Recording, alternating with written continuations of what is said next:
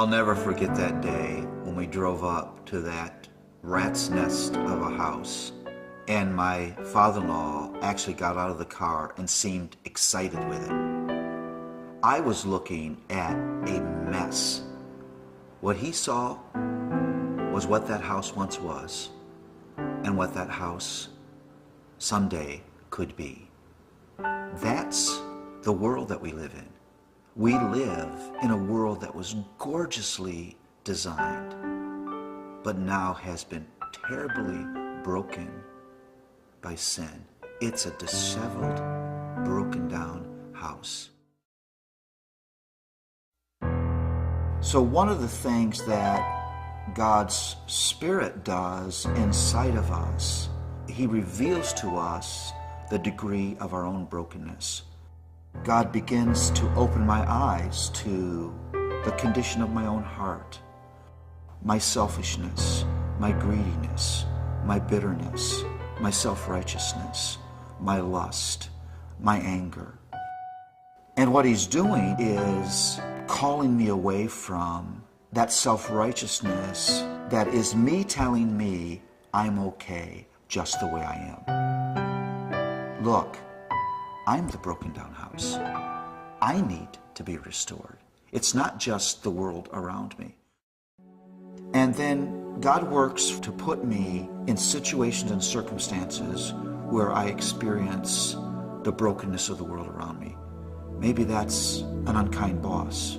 Maybe that's a moment of racism. Maybe that's a moment of being ripped off. And so I begin to weep for me, and I begin to weep for my world. And that weeping is a good thing. Jesus said, "Blessed are those who mourn, for they shall be comforted." As Christians, we ought to be the saddest community on earth, because our eyes should be opened, and we should know how broken we are and how broken our world is. But that sadness is harmonized by notes of celebration, because although we realize we're terribly broken and our world is terribly broken, we know the divine contractor, the divine carpenter, has entered the house with his tools of restoration, and there's hope for us, and there's hope for our world. I have experienced incredible glories in my life.